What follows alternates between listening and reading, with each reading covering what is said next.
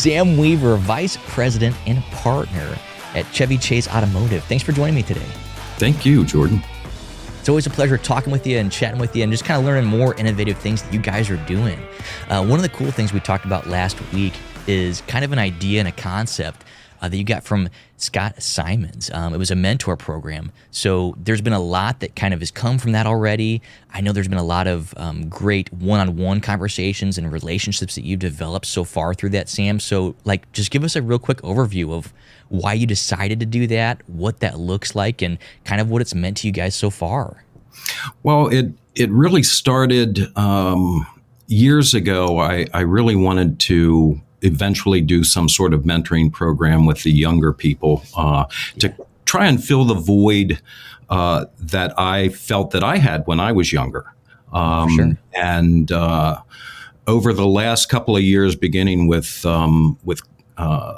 COVID, I was listening to Clubhouse, and that's where I stumbled across Scott Simons. And he has a much larger organization than I do, but he had a mentoring program that seemed to be very fruitful. So I decided I wanted to learn a little more about it. And that's the reason I came to ASOTU CON, was really to meet Scott and see if I couldn't grab his ear and talk with him for a while. And I did. And so I came back, and his program is extremely successful, but I thought that I wanted mine to be a little bit different. I wanted to be a limited number of people, where Scott opens it up to anybody who wants to be in it, which is fantastic. And so I spent about 6 months looking at individuals within my organization and really identifying our younger associates who are going to be our future leaders. Sure. And so through that, during that time, I requested their employee files, and I went through it, and I would ask questions of their peers and their management team, and all undercover at that point, because no one other than myself and maybe Scott knew what I was attempting to do. Yeah. So I picked my fave five, and I invited them to lunch, all individually. Each one didn't know the other one was coming, and they show up at the restaurant, and they don't know what's going on. Yeah. So and that was part of it. Yeah. So we went through what I was trying to accomplish, that I recognize leadership qualities in each one of them.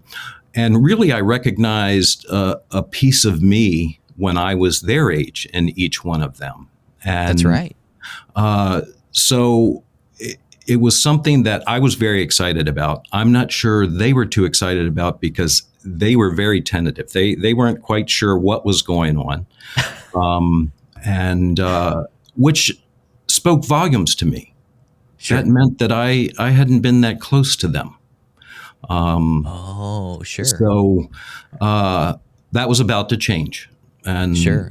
So and you think that's really where the reservation came from, was that maybe the relationship wasn't maybe as far along as you thought? Not necessarily the relationship, but here's one of the qualities that I thought that I probably had, or not a quality, it was actually a hindrance. I think there was a lot of insecurity there on their part. Why does this guy want to involve me at my level? And we had all different levels in the company. We have a salesperson, we have somebody from accounting, we have somebody from service, we have somebody in the marketing area, we have somebody in the detail shop. And they all are leaders in their own ways and different levels, but younger, under 30. And it has been the best 7 months of my life. That's amazing. with regard to feeling like we're making a difference in an individual's life. Forget the dealership. That's right. You know, you make a difference in somebody's life that happens to work for your organization. And it's really, the organization benefits. It's like a byproduct. And so we set the ground rules. Ground rule number one was we're all equal here. Yeah. And no stupid questions, honest and open discussion, respect everybody's position, commit to being a part of the group, commit to participating, and commit really to self-improvement and not just giving lip service to it. And so that's how we began. And it's a two-way street. I mean, here I'm the old guy. True. And I'm learning just as much from them about their generation and how and what their wants and desires are. And sometimes when you're in your 60s, it's tough to shed that stuff and really look at it differently. And so, I kind of look at the symbol of giving an outreached hand in my scenario is much more a symbol of receiving, because this group is really inspiring me to continue on doing more. So as we moved on, I started with, I want you to write down why you go to work every day. That was kind of the first exercise. And they did. And I said, if you don't want to share it with the group, you don't have to, but everybody did. And it was pretty basic stuff. And so really putting them in a position where they're comfortable to communicate. And it took a couple of weeks. We meet every Wednesday from 2 to 3. Sometimes it goes 2 to 4, depending on the content. And we're going to do it for 52 weeks of the year. That's phenomenal. And part of the goal is they're going to find others within the organization that should come into this program. Yeah.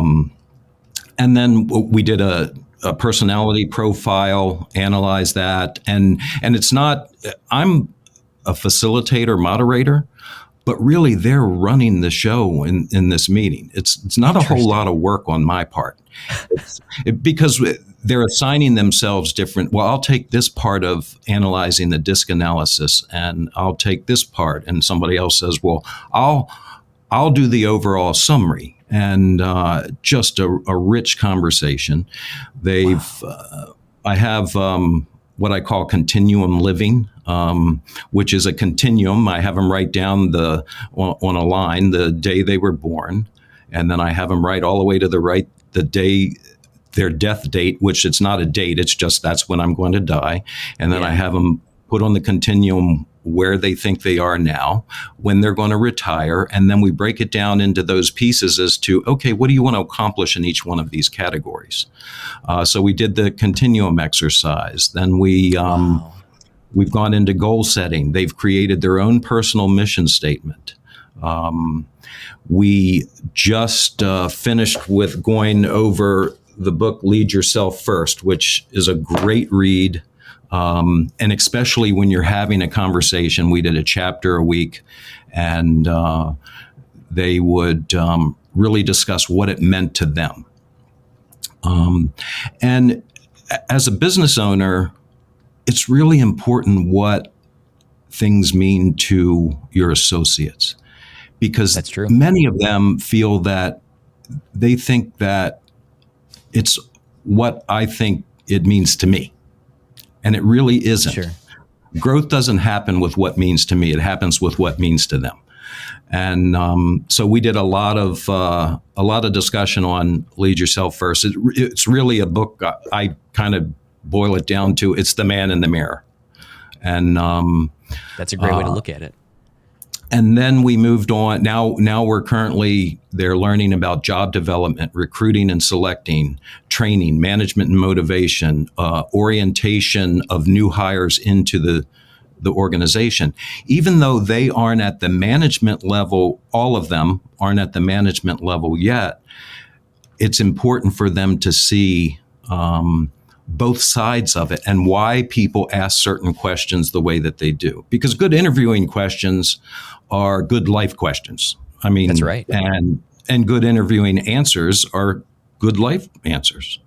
Yeah. And so it's been a great ride. I think every one of them within the group would say that they have thoroughly enjoyed it. So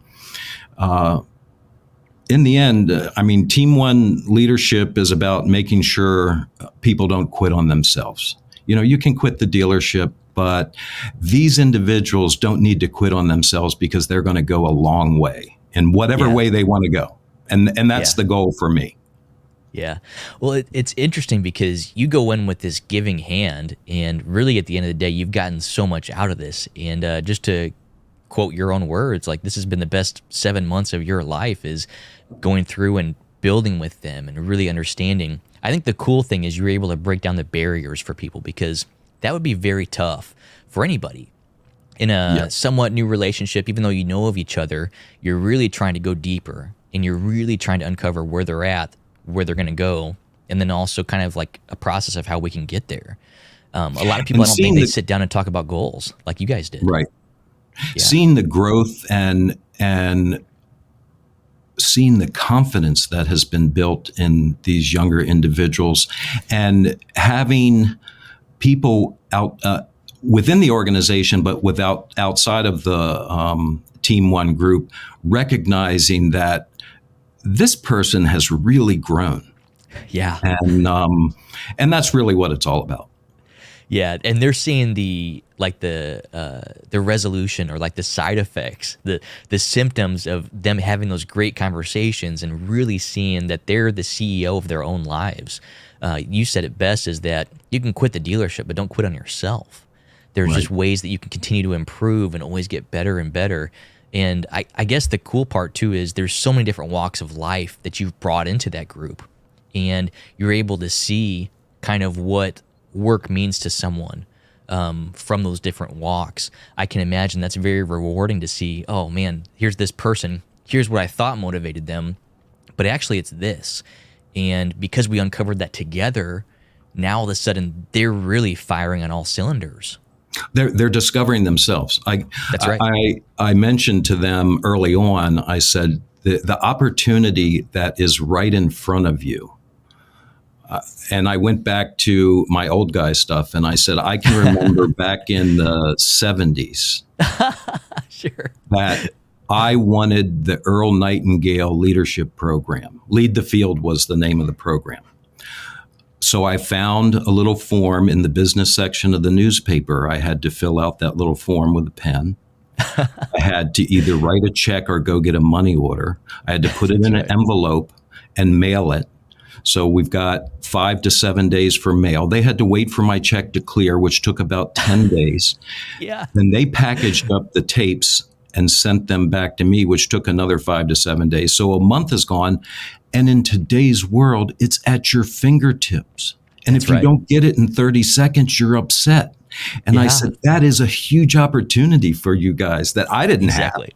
That's right. And I still have my Lead the Field tapes. I'm sure they're disintegrated. And one of the guys in my group said, what is a cassette tape? What is this cassette you speak of? That's good. And so that's when I did feel old, which I know that I am. But it's just, I'm having a great time. That's great. Now, kind of looking back over the last 7 months and seeing the amount of time, effort, not only for you, but for the people involved in the group that kind of goes into that, would you recommend that other dealers or dealer principals or partners or even just general managers or leaders do the same thing that you just did? Absolutely. If they're at a point in their career or a point in their life where they say, you know, it's time for me to start giving back because people have given so much to me. Yeah. That's the best time to do it. If you're not at that point, it's not the time to do it. But the byproduct, the benefits that your organization will get are going to be tenfold or more. And if you end up with an individual that doesn't stay with your organization, just the joy of knowing that they found themselves and it was some other path. So they're not going to suffer through your organization knowing that that's not for them. And then the organization's in a better spot because of it. So I would highly recommend it. I would, whether you do it with Scott's approach where you have a lot of people, everybody needs to design their own program that meets their organization's needs or their personal needs. Yeah, that's what I like about your setup is you took Scott's idea and concept, and maybe, Scott obviously didn't make it up himself. He got it from somewhere else, and you put your own spin on it, and you did what works for you. And at this level, you're able to really go deep with 4 or 5 individuals, and now you're able to do it for a year with them, which is awesome. That's stellar. Right. That's great. So, Sam, thank you so much for joining me today. Thanks so much for sharing this with our community. And if people wanted to reach out to you with questions on how they can start a mentorship program, what's the best way to reach out to you? Oh, but email would be great. It's Weaver at ChevyChaseCars.com, WEAVER at ChevyChaseCars.com, or pick up the phone and give me a call, 301-440-0248. Be happy to help. Thanks for watching this episode of In the Dirt with ASOTU. If you're new to our channel, make sure and mash that like and subscribe button. Also, check out some of these links for our other great podcasts and content.